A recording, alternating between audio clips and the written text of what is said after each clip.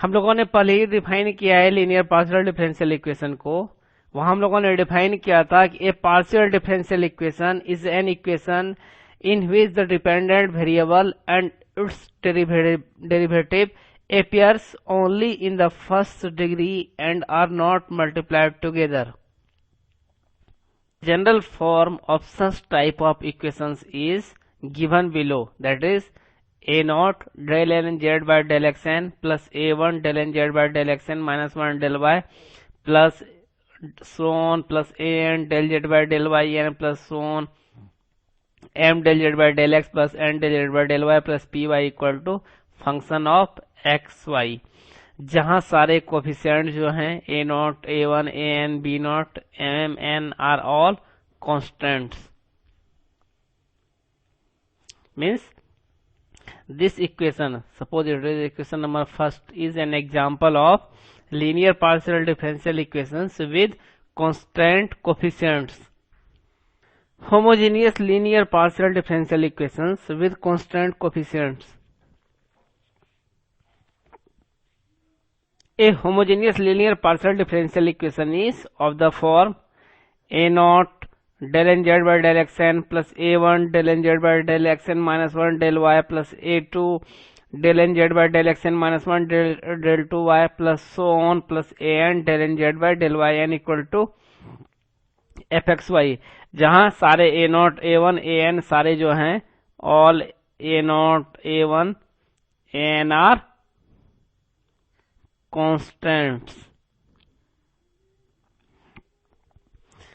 अगर मैं अब मीन्स जो अभी इस एग्जांपल मैंने क्या देखा कि सारे जो पार्शियल डेरिवेटिव थे सारे का ऑर्डर सेम था, सारे nth ऑर्डर के थे, तो हम कह सकते हैं कि this is an example of homogeneous linear partial differential equation of n order.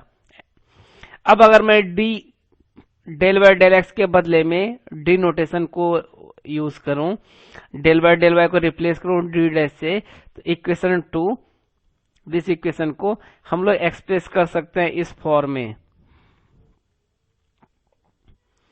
That is left hand side is any function of D D dash into z equal to f x Y.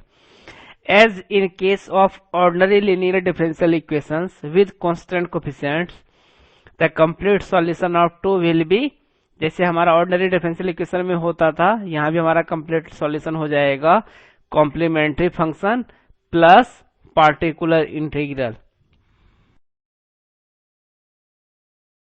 Next we are going to discuss how the complementary functions can be obtained for a homogeneous linear partial differential equation with constant coefficient.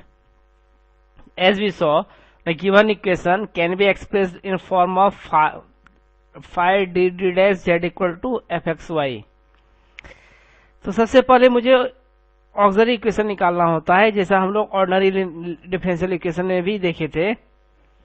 इसके लिए हम लोग क्या करते हैं, d के बदले में m रख देते हैं और d डैश के बदले में 1 रख देते हैं, और राइट हैंड साइड में एफ एक्स वाई को हम लोग 0 मान लें, 0 रख देते हैं। इससे मुझे इक्वेशन क्या मिल जाता है, phi m1 equal to 0, means d को रिप्लेस किए हैं, d के बदले में m और d डैश के बदले में 1। इससे मेरा इक्वेशन जो इक्वेशन नंबर 2 है वो हमारा हो जाता है a naught m to the power n plus a1 m to the power n minus 1 plus a2 m to the power n minus 2 plus an equal to 0। Suppose it is equation number 3। अब assume कर लिए, या इस equation को जब हम solve करते हैं तो माना m1 m2 mn हमारे पास रूट्स है, तो there may arises the following cases. Case number first, all roots are distinct, that is m1 m2 m3 ये सारे जो रूट्स हैं ये आपस में बराबर नहीं है। तो उस कंडीशन में हमारा क्या हो जाएगा, complementary function equal to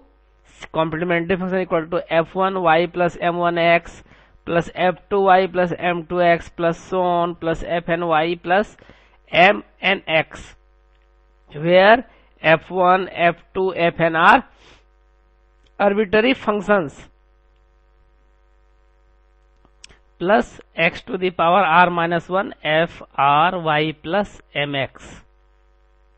Next we have taken an example The example is del 2z by del x square minus del 2z by del x del y minus 6 del 2z by del y square equal to 0. The equation can be expressed as d square minus d d dash minus 6 d dash square z equal to 0, जहां d stand कर रहा है del by del x के लिए और d dash notation को मैंने use किया है डेल बाय डेल y के लिए। अब इसका ऑक्सिलरी इक्वेशन के लिए हम लोग क्या करेंगे, d के बदले में m, d के बदले में m और d डैश के बदले में 1 सब्स्टिट्यूट करते हैं। तो यह जो हमारा इक्वेशन था, यह इक्वेशन था, तो यह हमारा हो जाएगा m square minus m minus 6 equal to 0। This is a quadratic equation in terms of m. Its solution is m equal to 3 minus 2. Therefore, complementary function equal to f1 y plus m1 x. m1 is 3. That's why f1 y plus 3x plus f2 y minus m2 x. यहाँ हमारा m2 minus 2 के बराबर है, इसलिए complementary function हमारा हो गया f1 y plus 3x plus f2 y minus 2x. Right hand side 0 है, पार्टिकुलर इंटीग्रल 0 होगा, therefore complete solution equal to complementary plus particular integral, that is